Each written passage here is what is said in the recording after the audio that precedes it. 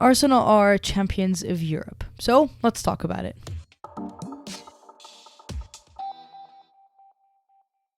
Arsenal has defeated Barcelona 1-0 in the Champions League final to claim their second ever Champions League title. This is the second time they do it in a different format, obviously, but this is the second time the club has won the competition in their history. They remain as the only English team to do so, and last time they did win the Champions League was 18 years ago, so it has been quite some time, obviously, since Arsenal has won the competition.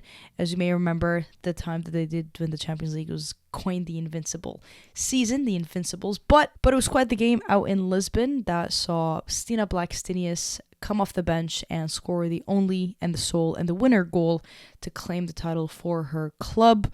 The Swedish forward has sort of made it a bit of a trend to score in big games. They're calling her clutch, and I mean, if there's anybody who did score a big goal in a big game in a clutch moment, it certainly is Stina Blackstenius. And there was a lot that happened in this game. Going into the game, I did take a quick look at the odds, and of course, as expected, the odds were heavily favoring Barcelona. In fact, they were sitting at almost 14-1, which means that if Barcelona and Arsenal played 14 times, Arsenal had the chance of winning against them once. So every 14 games that the two faced off, Arsenal would have the chance of winning once. So very, very slim odds. One could say against all odds, Arsenal were able to win the Champions League. And obviously going in as the underdogs, and the underdogs did win this time. And I think in a beautiful way of how this final went is that to become the champions, you have to beat the champions. And in some ways it was lined up for Arsenal to do that. They obviously beat the former champions of Lyon en route to go over and then beat Barcelona. Quite the achievement. I don't think many teams can say that they have beaten the back-to-back champions in the same qualification route to win the title, but Arsenal can definitely say that they have done that. Now, before we jump into the tactical analysis of the game, what did Arsenal do? How did Renée Slegers prepare her players to go out and take on Barcelona? I just want to mention a few quick notes about Arsenal that I had before they went into the final. I think every season we go in and we say this is going to be the most competitive WSL season. I already talked about how this WSL season went in my last episode, if you're interested in hearing, but Arsenal had a bit of a rocky season, from manager sacking to obviously Renée Slegers taking on the job. How they ended the WSL season certainly was not how they probably envisioned. Back-to-back losing to Aston Villa and Brighton. Obviously, they finished off the season with a win over Manchester United, but back-to-back defeats to mid-table teams, and that was right at the back of qualifying for the Champions League final.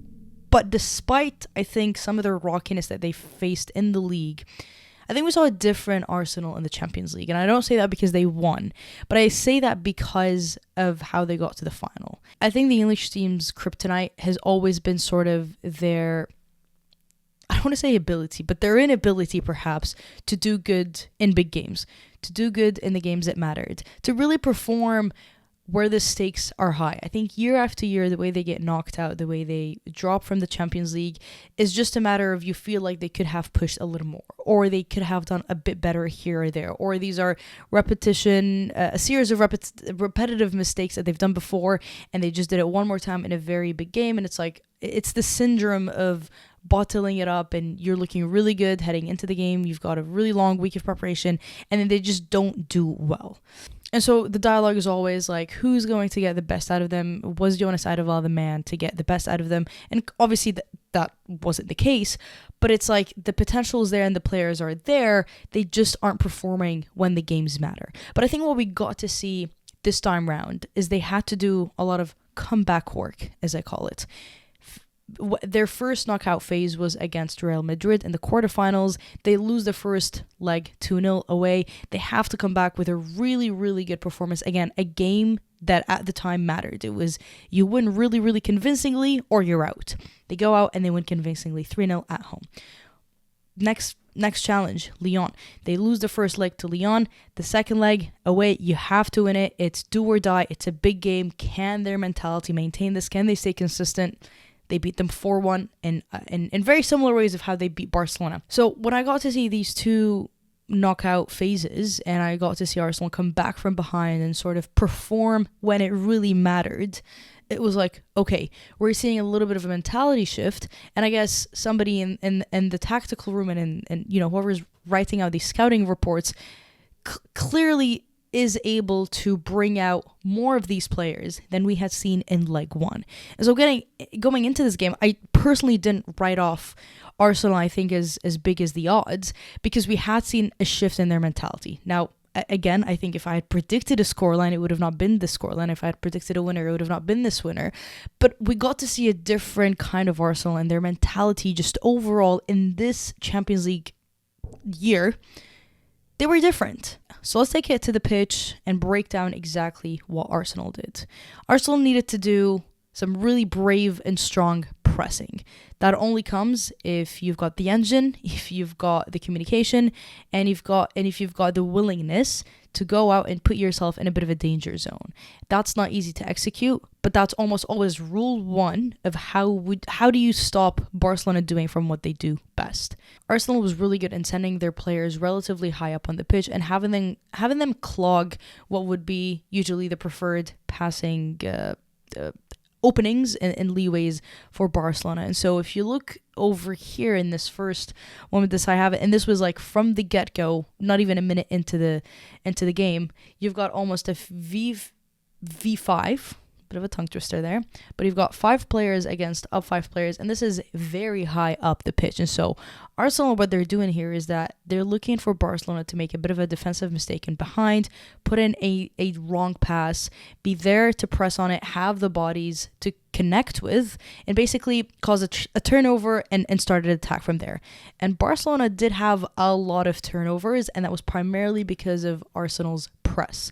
And so again, you've got the players over there sort of marking, they're aware of their players around them, even here and behind, again, not necessarily pressing the player over there, but very aware of the fact that there's a Barca personnel down there. So this was from the get-go. Not much after Barcelona are trying to build from the back, again, testing the waters, Arsenal trying to read what Barca are looking to do, and once again, you have 5 players up and against 5 players, Arsenal players remaining really, really close to what Barcelona have got on, and they're really clogging it up. They're not giving them much space to pass, roam, and move around with the ball as they usually would. This was another series of play that, because of Arsenal's press, did cause a turnover, and right away, Arsenal was off on the attack. Pina receiving here the ball, but she is, completely clogged with the rest of the Arsenal players. And again, they're all within where Barca would like to pass. And I think what was weird for me personally is that you could tell from the get-go that's what Arsenal was trying to do. And maybe perhaps Barca were like, okay, they'll tire out. There's no way they can manage this for 90 minutes. And to be fair, they did tire out towards that first half. Halftime came at a perfect time.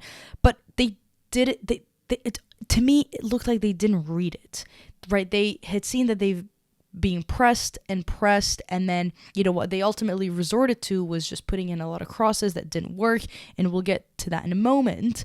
But just Barcelona, in my opinion, didn't react or adapt well to Arsenal's pressing. Once again, here you could see Pina, no room for her to breathe. If she was to look behind, there was going to be an Arsenal interception here, left, right, forward.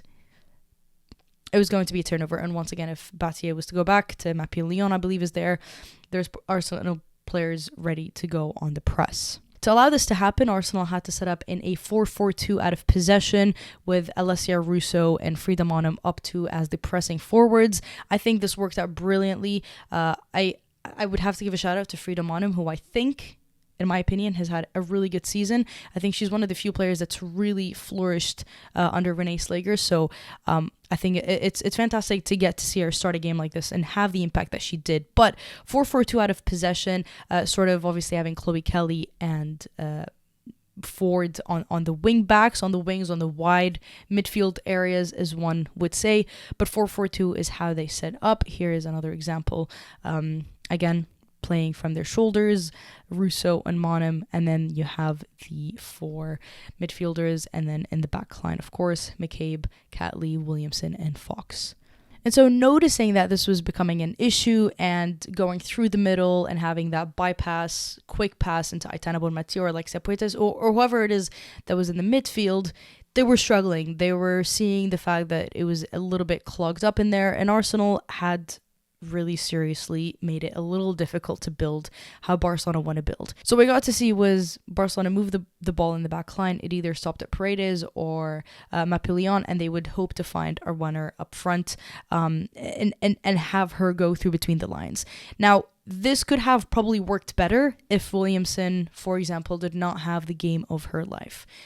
Intercepted every single ball that came at her, was reading every long ball that was coming. She was very well aware of the shoulder runs from behind the runs inside. She was extremely she was in the moment, really knowing where to go and who to defend and where to cover, which again made it a lot more difficult for Barcelona. So if they were going in the middle, so if we were to look at the sequence, for example, Paredes is looking for that long ball, so it's either Carolina Graham Hansen in between here or down there. There was a few options for her to go, obviously Catley and Williamson trapping that runner, and then Carolina Graham Hansen just on the shoulder of McCabe. What we got to see is McCabe was just too quick for Carolina Graham Hansen, who I think McCabe had a really good game blocking out and just shutting down Carolina Graham Hansen. Doesn't really work. It's intercepted, it's kicked out, and it's a throw-in. Another example here, they're pushing a little higher on the pitch. Again, Arsenal not really giving them much of a chance to play within the midfield. Mapillon spots the runner, a really good spot actually, but actually it was Ford who goes in for a slight tackle and grabs the ball, so it just doesn't work out for Barcelona this time either. One of the last few attacks in the half, once again they're trying to spot Carolina Graham Hansen going for the really long ball. Doesn't work either. There's not much success happening in there. So to me, what this looked like was Barcelona reading the fact that they were being pressed and they saw that they were causing too many turnovers. Their ball was being intercepted in the midfield. It was really difficult from building from in between, and so the best option for them was to cross out to the wide players. But unfortunately, Arsenal's backline was having a really good day, and so was Chloe Kelly as well as Ford, who were tracking back, and we'll talk about them in just a moment. Speaking of those wide players tracking back, they were crucial in providing extra bodies going back. And so Chloe Kelly here, for example, is going to intercept the ball, goes in for the tackle, does not get the ball, but makes sure to continue her run. And so where we are right now is way past the half line. Like, we're way past the half line. And so Kelly isn't able to get the ball, but she is chasing down the runner. She gets all the way in here. The ball is then ultimately lost. Williamson is able to intercept the ball here, but she's keeping that pressure on, right? I believe that's Alexia Putellas there. She wasn't able to turn back. She could not really have the room that she was probably asking for, and that's because some of these wide players, even though they weren't always winning the ball in the opposition's half, they were tracking back. Another example from the other end, Ford, constantly seen in the box, constantly helping out McCabe in that section to cover for Carolina Graham Hansen. Again, not often do you see wingers who play a little flat when they're out of possession in a 4-4-2 track that far back, but in a game like this, everybody's engine needs to be on. I mean seriously on. 10 minutes later, another opportunity. You've got everybody racing back and sort of flooding in that box. And they didn't tire out, which again, I think is impressive and tells me that these players trained really hard and that Renee Slager's really emphasized, you need to work your butt off. You need to be getting back. It doesn't matter how far up you are on the pitch. Track back. Wide player, midfield player, it doesn't matter. Track the heck back. Now moving over to what didn't work for Arsenal, and it was those runs. You've got Alessia Russo and Frida Maanum sort of as the two main strikers, you would say, the two that were pressing up high, and the majority of the time they were looking for Russo as that runner, as Frida Maanum sort of played right behind her. But Barcelona sort of had that timing figured out. They had studied Russo enough, they'd figured out how she runs, when she runs, and where she runs, that she was either left offside, and Arsenal had triple the amount of upsides that Barcelona did, or they had a fast enough runner to stay with her, and the majority of the time that was Mapillon. Paredes sometimes lacks pace, and so Fox would try to put in that long ball. Russo's caught offside. Williamson would try to put in that long ball. She'd be, just not fast enough to be able to get the ball. Another opportunity here. Caught offside one more time. Williamson tries to go for the long ball. Once again, caught right in between the defenders and just isn't able to make most out of it. So offsides, they had good looks in terms of this is a good look, I think. Well, she's obviously offside if she had timed the run better. But it just was not there. And so to solve this problem was Stina Blackstenius and Beth Mead. Both players coming off the bench, both players combining for the winning goal, which just tells me Renee Slegers had spot-on substitutions. Not much more I have to say about the substitutions, let's face it. She got it right on. And I think it also tells me that she communicates with her players really well. I don't know what she told her players before they came on, but whatever information she relayed and whatever communication she had with them, they went out and did it, and it paid off. And so let's talk about Stina Blackstenius here for a moment, because she's a player who I think is really good, but Stina Blackstenius' downfall is the consistency. She just lacks consistency in her finishing sometimes. She lacks consistency with the really good runs. She just lacks an overall consistency in her game, which is a bit of a shame, because when she's at the top of her game, she's a really, really good player who is awkward in her movement in a good way because it throws the opposition off. She's awkward in how she positions her body. She's a little bit, she's tall, so she's lanky with how she kicks the ball. All play in her favor. But it's just a matter of consistency. And so Frida Monum goes down. Slager sees this as a really good opportunity to throw in Stina Blackstenius, and it pays off really well. And I think what she was looking to do here is that Barcelona had clearly figured out the timing and the runs of Alessia Russo. Let's throw in Stina Blackstenius, who's also a really good runner from behind. What can she do? And instantly, and I mean instantly, from the first few runs she made, you could tell Barcelona did not have her figured out like they had Russo figured out. And so she was making those runs and she was intercepting the ball. She was staying on side. Sometimes a wild statement to say. But this was one of the first runs that she'd made. That's the little ball there, if you can see. I believe that's Mead making that ball in. And actually, this was, if I remember correctly, this was the attack that had caused the corner to come in. And the corner is what obviously led to the goal. We'd look at the goal here. Selma Perillo just sprints right at Beth Mead. They don't communicate well enough back here, leaving Stina Blackstenius really, really open. And Stina actually was positioned towards Beth Mead, but the second she spots all that space around her, she shifts her body, positions it in the right way, perfectly gets the ball on the right foot, and finishes from there. And so, to me, this was a matter of, okay, who's the right personnel who Barcelona don't really have figured out? Stina Blackstenius. Let's throw her in. So, to me, this was a game that was a bit of a chess match. Arsenal had come in with a really good game plan. They wanted to disturb the passes. They wanted to intercept what Barcelona was doing, and they wanted to limit how they can move in between the midfield and just push them out wide. When they did push out wide, you had Caitlin Ford and Chloe Kelly just really hustle to the back. Emily Fox and Katie McCabe have a really good game. And it just made it much more difficult for Barcelona. They scored an 84.1% passing rate, which isn't ridiculously low. I think for majority teams, they score 84, 85, 86, 83. They're pretty happy with it. But when it comes to Barcelona, because their game depends on it so heavily, this is actually their joint fourth lowest this season. Typically, when you see Barcelona go under that 86% mark, it means they didn't really have the best game. And so we saw a similar rate in their loss to Manchester City earlier in the season, where they were sitting at an 83.4% as well as their loss against Real Madrid, which was sitting at 83.7%. And so when you see them with that passing accuracy sitting in that zone, typically that means they didn't have the best game.